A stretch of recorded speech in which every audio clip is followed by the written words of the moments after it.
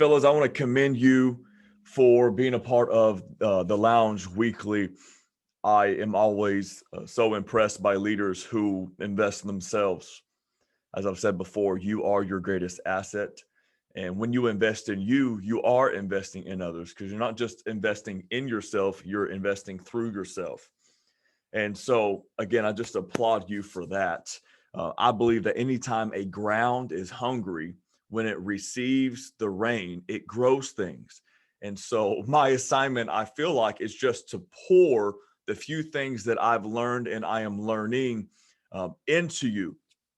And so, I'm excited for today. And again, this Monday morning, weekly fill up might not be incredibly revelatory. It might not be mind blowing, but if anything, it's going to create some incredible awareness and some familiarity to certain topics or focuses. And there's this thing called the law of familiarity. And you basically drift towards that which you are familiar with. And so I'm just really fostering awareness to these topics, these focuses. And throughout the week, you'll begin to see things through a different light because you've not necessarily learned something new, although we might, but it's because that awareness has heightened within your mind, and you are now seeing things, like I said, through that lens. It would be the same thing as if you were to go buy a red Mercedes. You maybe up to that point you haven't seen many red Mercedes, but suddenly you go buy one or go look at one and you're seeing them everywhere now. It's not that the amount of red Mercedes increased, it's that the amount of your awareness increased. And so that's what these Monday mornings are for. It's the weekly fill up. It's to increase awareness towards these things, and so that we can grow in such focuses. And so how this is going to look, essentially, you already know, those of you on the call right now, but I'm going to teach maybe 20, 25 minutes through these. And then we'll take questions at the end. If you don't have any questions, no big deal. I want to be a resource for you. So be sure that you engage in Slack as much as you can. I not only want to communicate conversation between me and you, between us. I want to host community between one another as well, like-minded leaders, whether you're in the realm of business, whether you're an entrepreneur just getting started, whether you are a seasoned CEO, an executive, whether you are in ministry, whatever realm you might be in, whether you're the floor supervisor at Starbucks. Not to try to create a contrast there, but wherever you might be. I noticed, Junior, I believe you are in between jobs right now. So whatever realm that you're in between jobs, as in you're driving to the next location, whatever realm you might be in, I believe it's going to translate into that. And so a leader knows how to pick up what an instructor is serving. So I want you to see everything through your context today. But I'm really excited for this teaching, something I'm really passionate about. I want to get right into it. So basically, to recap, the first week we taught on who is a leader. We taught about who is a leader, what a leader does, the character of a leader. The second one, we talked about how to build culture. What is culture? What do you mean when you say culture in an organization, and then how to build it? That was the second week. But today I want to move straight in to essentially virtues of a leader, high standards, the power of a leader. What are essentially values of a leader? Okay, so virtues of a leader, kind of this unseen. What is the unseen power? Okay, of a leader. Virtues of a leader is today's teaching. Number one, attentiveness. This right here matters so much to me. Attentiveness. When I see a leader that is attentive, specifically to the person that is in front of them, nothing bothers me more than me having a meeting with you and you're not paying attention. You're not giving the attention that you deserve. Whether it's a one-on-one meeting or maybe leading a staff meeting, as a leader, we must be attentive to whoever is teaching, and also creating, also communicating that you're paying attention. In other words, remember, someone's perception of you is their reality. And if it seems like you're texting somebody on your phone, then I mean that matters as a leader. We'll get into this in a minute, but self-awareness matters. So also displaying or exhibiting that you're paying attention as well. So just be sure that you're aware of perception. And if you're on your phone in a meeting, or for example, if you're in a one-on-one setting and you keep looking towards, the door when somebody walks in, and then the person you're meeting with maybe sees you kind of continuously looking over towards the door, maybe just explain yourself for a minute. I was in the green room up out our church, and we have a guest worship leader in town. And we were talking, and he was talking to me. And at one point he said, "Bro, I'm sorry. I know I'm talking your ear off," which I think he said that because I continued to look behind him on the counter. And I had to just stop and kind of explain myself for a minute, because there was a hot coffee that was just sat there, and his arm was really close to the coffee, knocking it over. So in his mind, he might feel like I'm not paying him the attention that he deserves. Therefore, he just wanted to exit the conversation. But I needed to step up and be like, "No, bro, there's a coffee sitting right there." So if you're looking towards the door, maybe just explain yourself. If you're looking at your phone in a meeting, maybe tell the person you're meeting with, that you're sorry, you're expecting a text from your wife that's important, stuff like that. Otherwise, the perception that they have is that you just don't really care to be there. So attentiveness matters. Pay attention in meetings, and give somebody the attention that they deserve, because attentiveness reveals that you value what and or who is in front of you. It communicates that what is happening right in front of me matters. I want to know that when you're meeting with me, that my situation, that you care to meet with me, that you value to meet with me. If you're not paying attention, I don't care to be there. And I know you could probably say the same. So this goes, both ways. We must pay attention, and then we also need to expect attention as well. If you have leaders in the room, say you're leading a staff meeting or you're leading a one-on-one meeting,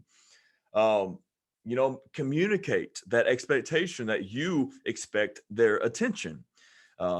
Maybe you don't necessarily have to say it that way, communicate it that way. Maybe you just say from the forefront, "Thank you everybody for paying attention during these next 20, 30 minutes. I really appreciate that."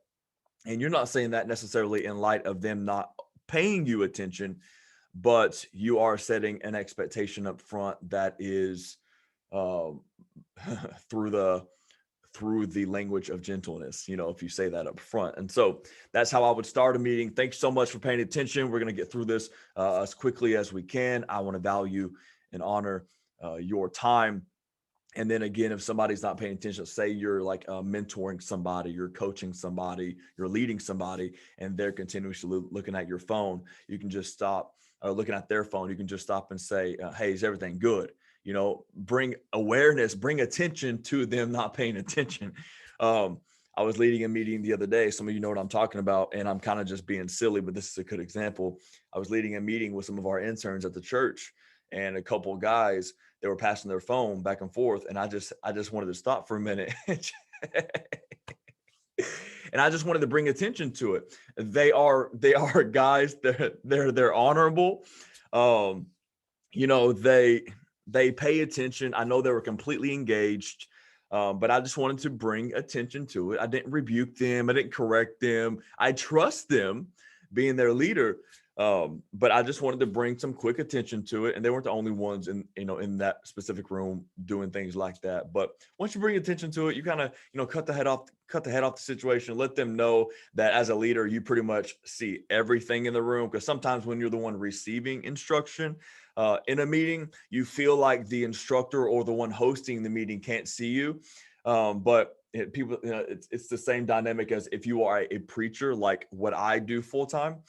Um, People don't think that I see what's happening in the room, but like I see everything, but in larger rooms, you can always just be like, hey, you in the back corner, are you paying attention? That's a little different than you, especially somebody, if they're on your staff, you can expect complete attention from them. And there's nothing wrong with bringing some awareness to that. But as long as it's as long as you can, as long suffering as you can, communicate it through the lens of gentleness, unless it needs to be an open correction, or if you need to pull them to the side and say, hey, man, when you do this, you're communicating that you don't value what's right in front of you. And last time I checked, I hired you to pay attention, to be engaged, to contribute to a room, to bring value to the room. That's why you're here. Do you want to be here, etc.? So attentiveness reveals that you value what and or who is in front of you. Okay. Secondly, initiative. Man, this one right here. I love somebody who has initiative, who can see a task and feels it. Matter of fact, who can see it so much quicker than what I can as a leader and handles it without me even having to be involved. And so, but initiative reveals that you're bought into the overall vision, not just your department. That is an incredibly valuable leader. When you can communicate that you're bought into the overall vision, not just your little department. You're bought into the vision of the house, whatever organization that you serve in, and not just your room in the house, right? You realize that what you are a part of is much bigger than the role that you play. There's a story that I love. You might have heard me share this before, but the late President JFK, he went to NASA in Houston, Texas one time.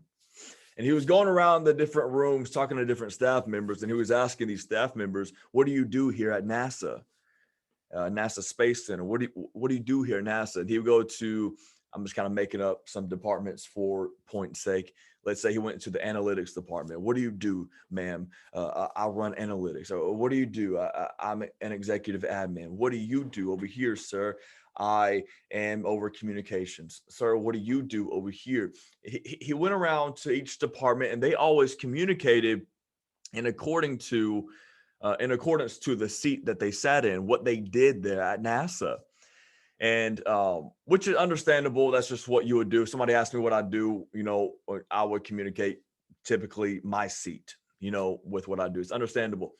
But the power of the story is when he found the janitor that was in the hallway sweeping.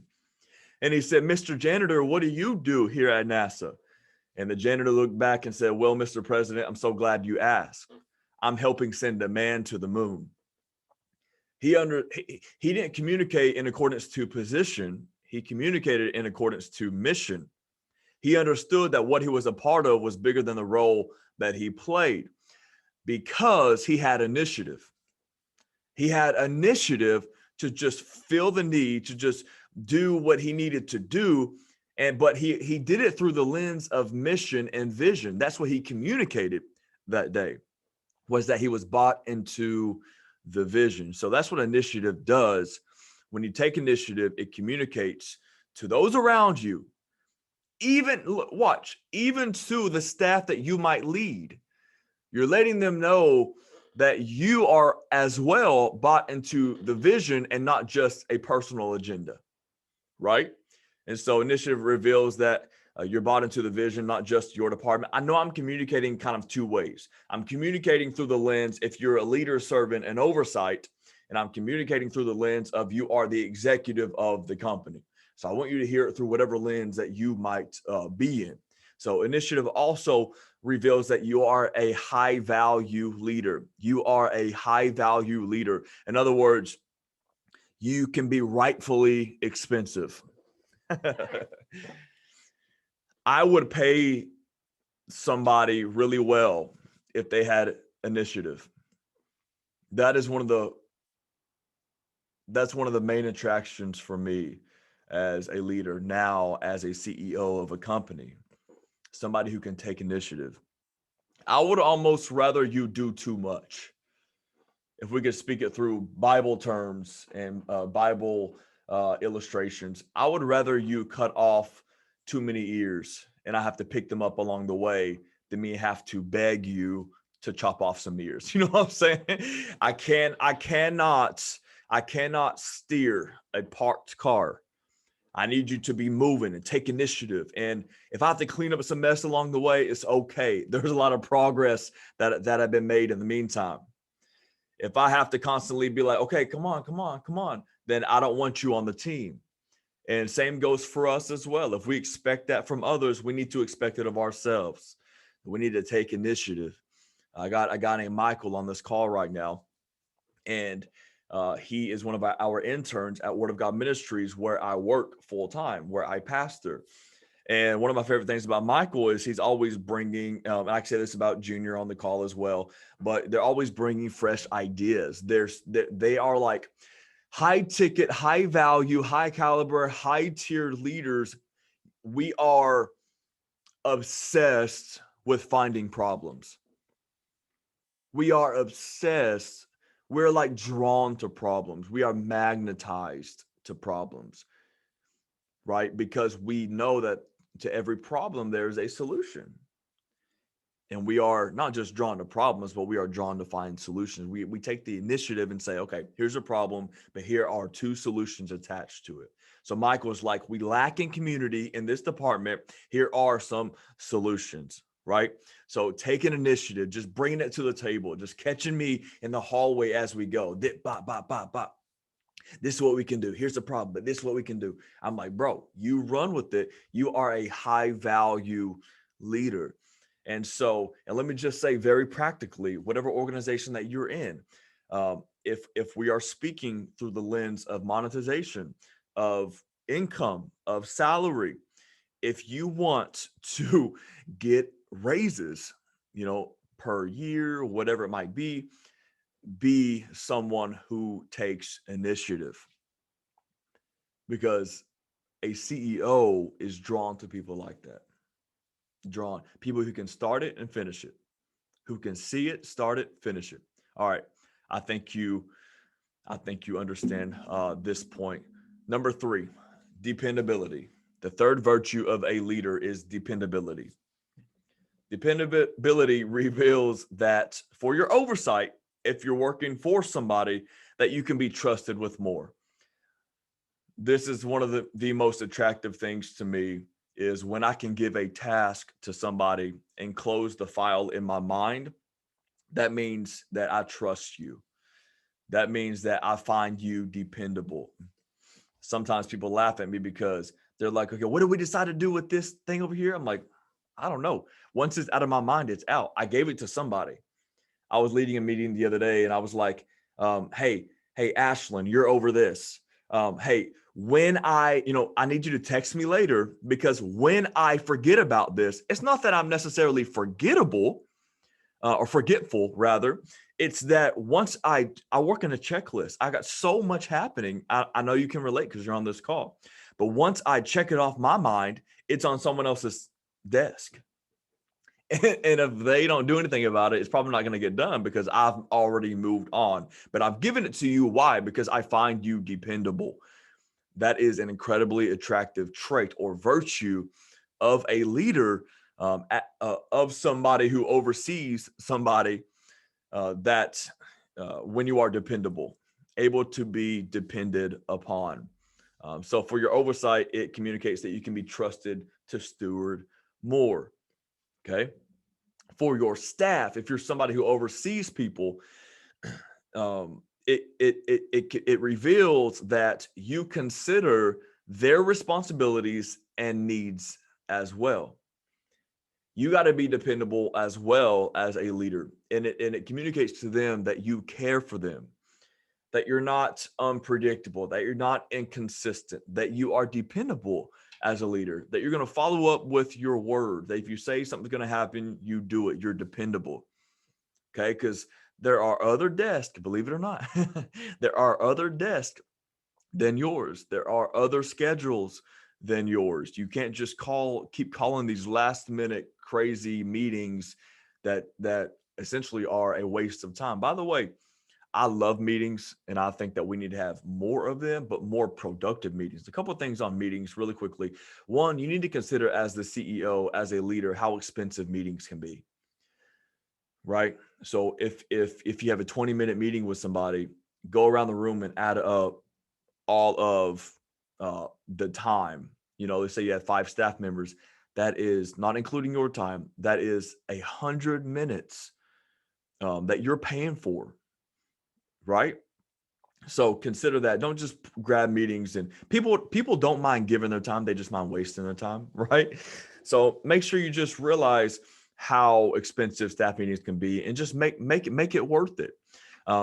Also, secondly, on staff, on different meetings, they typically don't need to be as long as we allow them to be. Okay. First of all, in every meeting, I believe you should have a maximum time duration stamp on it. Okay. But let's say you say, hey, let's meet for an hour. First of all, we call so many of these hour-long meetings. They don't need to be an hour. They might need to be 27 minutes, right? But because we've allotted so much time, we now stretch the agenda over an hour.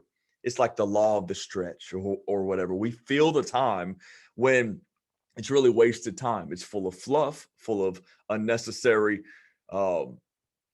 items, irrelevant items to the room. One of my favorite things to do in a meeting, if you've ever been in a corporate meeting with me, is I say, let's talk about it offline. Talk about it. Let's not communicate or waste people's time with irrelevant information. Let's talk about it offline. Let's go have a one-off 4 to 7 minute meeting and handle this ourselves. We don't need to handle it in front of everybody. Let's talk about it offline. Okay. So anyways, man, let the next hour-long meeting that you call only be the time slot that it needs to be. So it doesn't need to be an hour. It might need to be, like I said, 27 minutes. You can get a lot done. And meetings don't have to be just all business. I get that. There needs to be some collaboration and fun, celebration, but not every meeting necessarily has to have that. I'm going to teach very soon on the ingredients of a productive meeting. Okay, so virtues of a leader: dependability. It reveals that you consider your team's responsibilities and needs as well. It communicates that you care for them. And you've heard it before, but they don't care how much you know until they know how much you care. It matters as a leader that your team is aware that you care. All right, not to rhyme there. Number 4, diligence. Diligence, being diligent, thinking around something, thinking through something, through and through. Diligent, being diligent with the task, with people, with systems, with structure, with methods and models, and being diligent in being diligent in aesthetic and design and culture. Just being diligent all around. It reveals that you believe that there could be more. It's one thing to just check off boxes. It's another thing to take that box and move it forward. That's being diligent. It's saying that in this task, in this person, in this design, in this culture, assignment, whatever it is, within this, there could be something more that we find. There could be more strength that we bring to it, more strategy, more excellence that we could bring to it. Diligence, thinking around it and thinking through it, not just checking a box, but taking that box and moving it forward, growing it. Okay. There was a time, there was a lunch break I was on one time, and I was at a lunch establishment. And when I say a lunch establishment, their entire organization, this entire entity was built, funded, resourced by the lunch hour. That's their thing. So I'm sitting at this table one time with one of my guys, and I look over, and there was an overflowing trash can. Let's say it was 12 o'clock noon, peak time for lunch. There was a trash can that was overflowing. Now I understand everybody has bad days, but this just helps make my point. I'm not going to say the name, of course, but the trash can was overflowing, and one person can see it and say, "I need to take the initiative and take out the trash." That's good. That's good management, right? But I believe a leader sees another level deeper. A leader is diligent, and a leader doesn't just see an overflowing trash can. A leader sees a broken system. Asking the question, why is this trash can overflowing at their peak hour of the day? Literally, your entire organization is built off the back of this time slot right here. And why is it? So I see a broken system. I won't just say, if I was a CEO, I wouldn't just say, "Hey, Steve, come take out the trash." I would tell Steve to take out the trash, or I would do it myself. And then I would say, "Hey, Steve, let's go to the back drawing board. Let's get at the whiteboard and rebuild this system. Why in the world is this overflowing at this time?" So that's being diligent, systematically, structurally, um, in your organization. So, all right. It also reveals, I love this, that you're not lazy. When you're diligent, when you put some brain power behind it, I think we need to carve out more time in our schedules to think. Just use your brain, find that flow state, and think around and through something. Okay, number 5, last one, last but not least, last one for the teaching at least. Self-awareness, being self-aware, not just necessarily how you're doing, but this is more through the lens of how you're coming across. Being self-aware. This is why you need somebody in your life who will speak the truth to you, who can see maybe some blind spots, who can communicate how others are perceiving you. I remember one time a leader in my life pulled me, in the back room, and he said, "Hey, bro, you come across very arrogant." And he said, "I know that's not your heart. But I just want to communicate to you that you are coming across this way." And I was like, ugh, it just like, no, man, this is not the message I want to, speak. Like, it like disgusted me. I'm like, really? But I was so grateful that he communicated that to me. It changed me. So now I'm incredibly aware that I might have a propensity or a tendency or an inclination to be to come across that way. And the odds are increased because of maybe the way that my demeanor, my persona, my dress, the way I look. It could be that perception could be increased in people's eyes that I am this way. So I just need to be aware of that. I could be stubborn with it and say, well, they just gonna think what they want to think. And on some side, there needs to be some of that as a leader. It's like, tough skin, soft heart type of approach. I get that. But on the other side, it's like, I want to be impactful and I want to use wisdom and be mature. And I need to consider that someone's perception is their reality. That doesn't mean it's truth. You know the truth of you, but it is their reality. And again, as a leader, you are called to be impactful, not stubborn, but impactful. And so just considering that, at least being aware, right? Aware. And if at the end of it you say, you know what, I'm just going to keep, I've considered it, I'm aware of it, but but that's just a problem maybe with a couple individuals, then that's one thing. But overall, it's important to be self-aware. How am I coming across? Self-awareness reveals that you understand someone's perception of you is their reality, and impact matters to you, right? Impact matters. I communicated to my leader that day that impact mattered. I wanted to be effective. That's what a leader.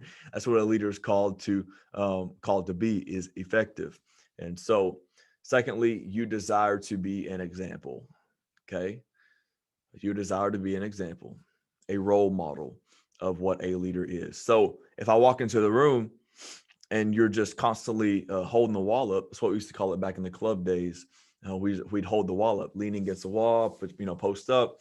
Um, if I walk into the room and you're constantly doing that, what the message that you're speaking, although it might not be your heart, the message that you're speaking is that you are unapproachable. You don't care to be in the room. You are unengaged. And you might be the most loving person in the room, the most empathetic, right, in the room, even the most gifted.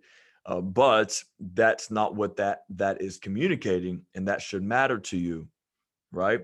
If you're posting certain type of content on social media, especially when people don't know your heart, because they'll judge your heart by your post, not your post by your heart, right?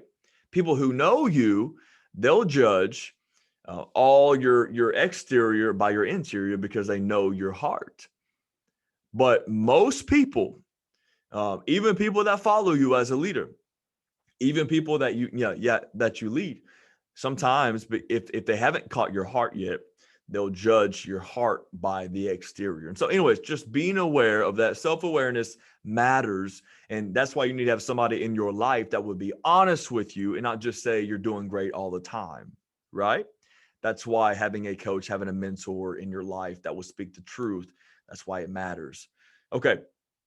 You desire to be an example. And thirdly, you have a growth mindset. We talked about that the very first week, 2 weeks ago. In other words, you are obsessed, you are addicted, you value rather growth. You want to grow. You want to be, in other words, more effective. You want to serve people deeper. It matters to you. You have a growth mindset. If you come to me and you say, yo, what's one thing that I could work on? That shows me that you're hungry and humble. You're hungry to grow and you're humble to approach. And typically you can trace great success, lasting success, legacy type of success back to those two traits, humility and hunger. But it shows me that you have a growth mindset. Therefore, I'm all the more drawn to you. I'm all the more drawn to you. Okay, that was the last one. Any questions whatsoever? I believe Michael can unmute you, or you can unmute yourself if you have any questions on this teaching. If not, no big deal. Never any pressure, but I do want to encourage you, come with questions. When they come to you, I would love to answer them. I'm gonna go ahead and stop sharing my screen. Um, let's see here. All right, I'm seeing your messages over here. I'll give you just another couple seconds for questions if you have any. Again, no big deal whatsoever.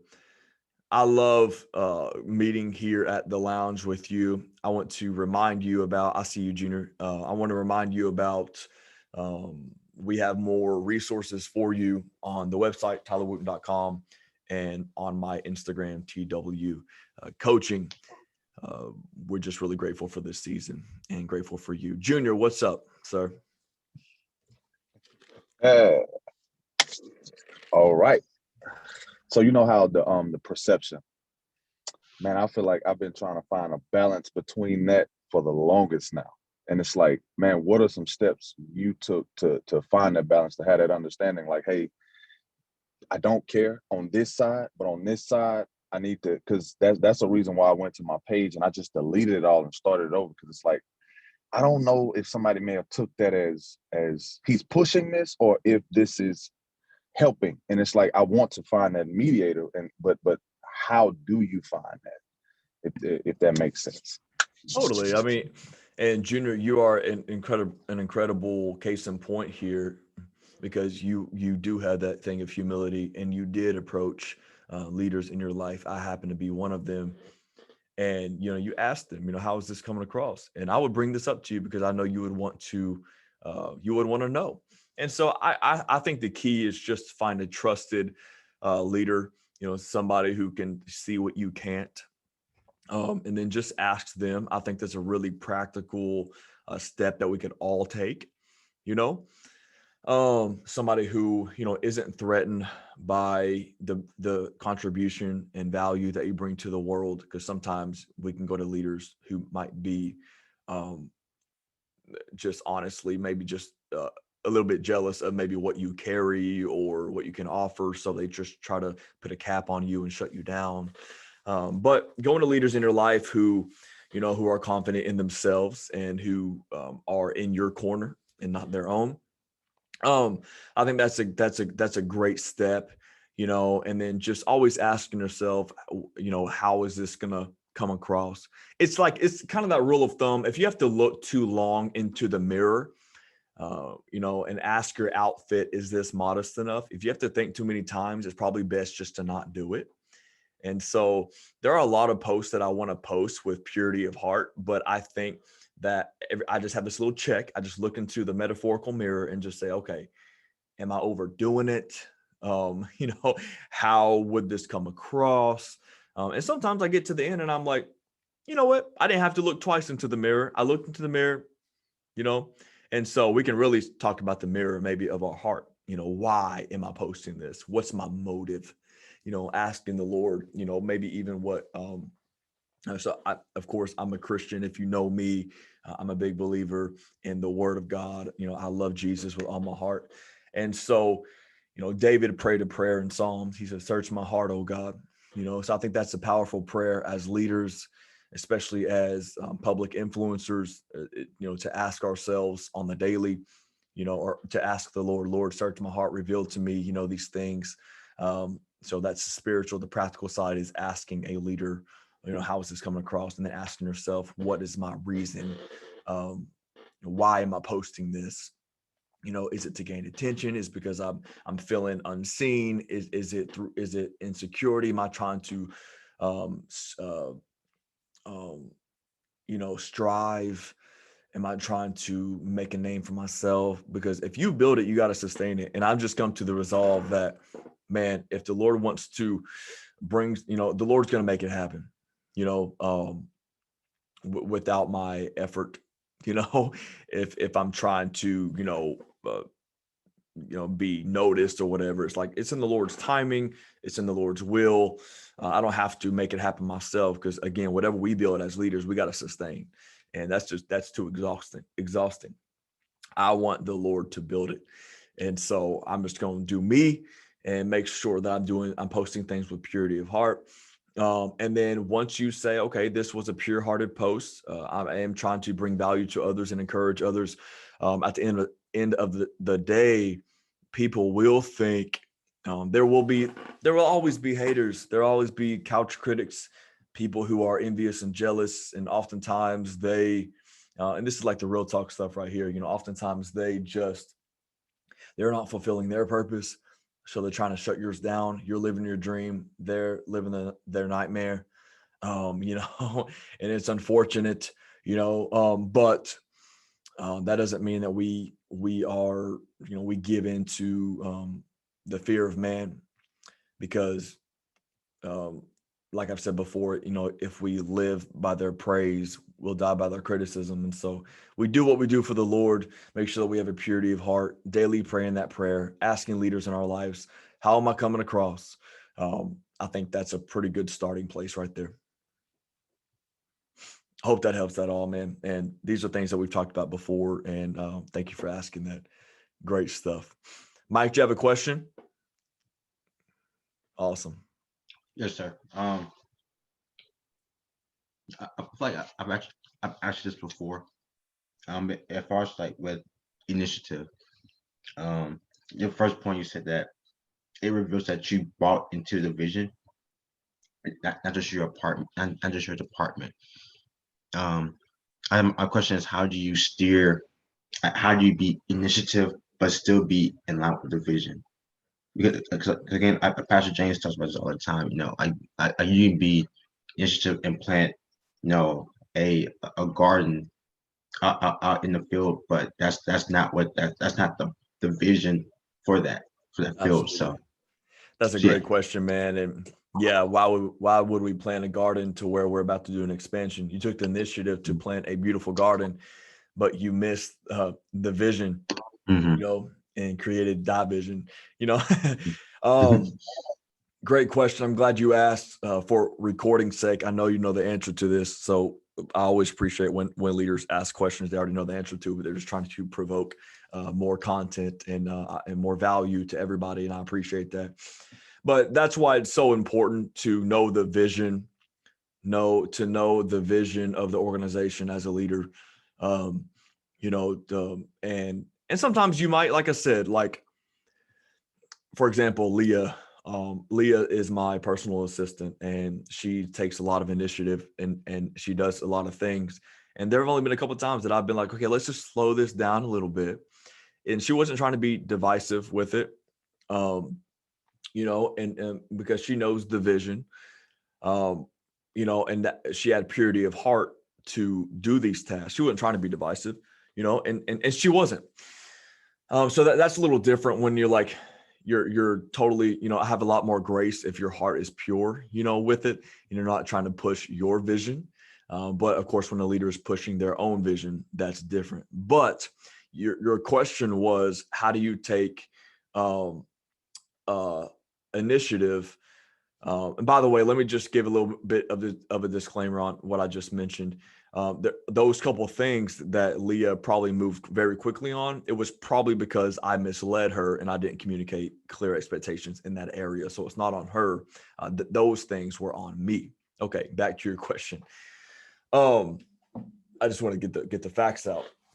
But you said, how do you take initiative and not cause division? I mean, I think that it's just important to know the vision. That's why everything that you do needs to be through the lens of vision, and if you just don't know, if you feel like it could be divisive, then just ask the leader. I don't mind if you have to ask from time to time.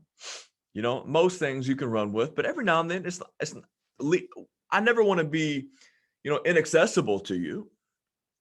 I'm still going to be hands-on, you know what I'm saying? And when I mean hands-on is not necessarily like holding your hands doing it, but I want to be involved rather. And so like we have some, right now we are building the coffee shop in Bossier City, and Landon and I are running with it, making most of the decisions. But every now and then there are a couple little things that we have to go to our boss for, Pastor James for. And he wants that, if any good leader never wants you to just sit around confused and worried and distressed and concerned and fretting, like, just come, just ask. And so that's a great question, man. If you're confident in taking that step, taking the initiative to do something that fuels vision, run with it. But if you have that little check in you, just check. If you got the check, then check. It's all good. You can check. You know what I'm saying? You got my number. And I'm using this as just an example to the bigger picture. But typically there's somebody in your organization that you can kind of check in with an oversight, your CEO, whatever it might be, to not create division to the vision. Again, division is just another vision, right? It's not always with ill intent. Sometimes it's unintentional, and you just adjust. Just move the garden, move the trees out of the way, and just start again. Whatever. But hope that answers your question. I think the quick answer is that's why you must know the vision through and through. Lean into everything your CEO says, your leader says, to catch some of the supporting context to the vision as well.